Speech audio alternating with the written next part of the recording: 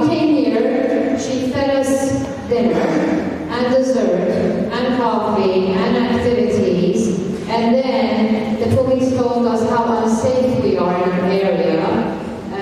Watch out, don't trust people. Who was the police officer's name? Leo. He was saying that when people come to you and say, what a nice sweater, stay away from them. That's what I do. Anywhere I go, oh, how lovely, I love your shirt now. The people are going to slap me now after that. Please, I'm not that kind of person. I really actually go and say, I really like your tie, it looks good on you. I'm not that traitor. So we started with the police officer telling us that our neighbors are getting worse and worse and we have to watch out ourselves and our laws are not protecting us.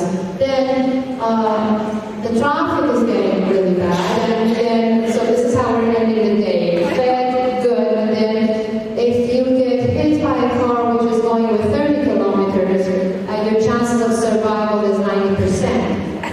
Well, that means, that doesn't mean you just don't die. You might be paralyzed. You're not saying that. So am I alive, paralyzed the rest of my life? I'm not quite sure what option I wish you would go to 50. I don't know what I'm going to say, right? So we're ending with this. And then I'm going to tell you, join the neighborhood association. You already want to leave the area after all of this. I kind of don't know how to make goals for you to get there. But that's my role here, to tell you that this is our neighborhood, regardless of the crime the police says, regardless of the traffic, we can make it the best neighborhood because it used to be the best neighborhood.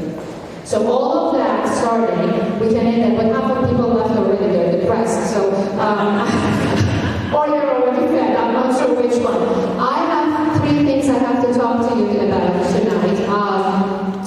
And that's the message from our board because everyone is busy. As you know, neighborhood associations are run by volunteers. We're all volunteers, and someone might say, are you insane doing this almost full-time job for free? Well, someone has to do it, and you find the insane person like me or Shalini and so on, and we get to do that. So, number 1, the catchment is correct, but information is not incorrect. We're actually looking for board members to join us.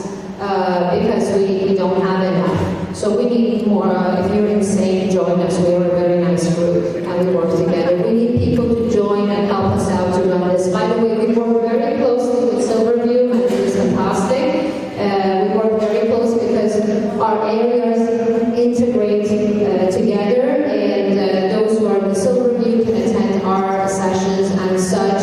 Anyone who doesn't even live in this area can join the neighborhood association. The only difference is you are not allowed to vote in our board meetings because you don't live in the area, but you can participate in surveys and attend our events and such. So it's a very nice thing to do. We've also reduced the price for the remainder of the year, which is till January, to $10. It's basically $25 per year, $40 for 2 years, to $10 for the next 3 months, and we're running a lot of events. So that little bit of money, which is close to nothing compared to some of the costs, will allow you to participate in our events and benefit from them, and it covers some of our operational costs, so that will be very helpful. So if any of you are interested in joining the group, and you can try it, and come and say, I want to work for free for a while, and then we decide we're going to work for free for more. But we have applications here for you to fill. The other news that because our neighborhoods are unsafe, as the police said, and we want to make them better, with the help of Councillor Chang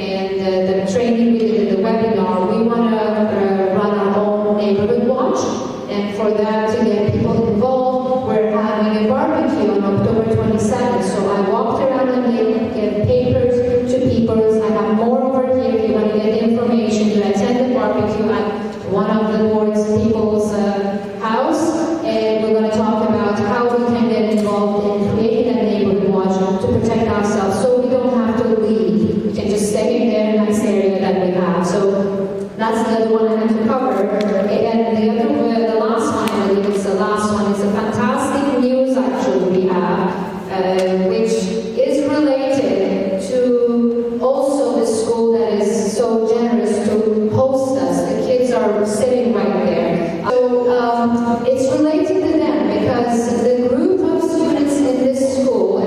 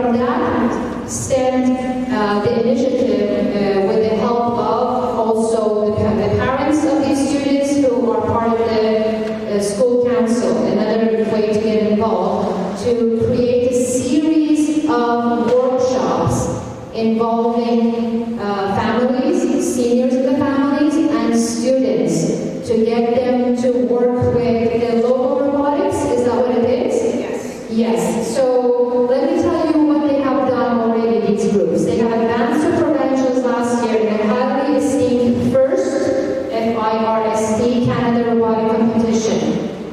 They run the first Lego League after-school robotics program, and they ran a first Canada-appointed summer camp introducing young children to the love of robotics. I would say they deserve a round of applause from everyone. Thank you.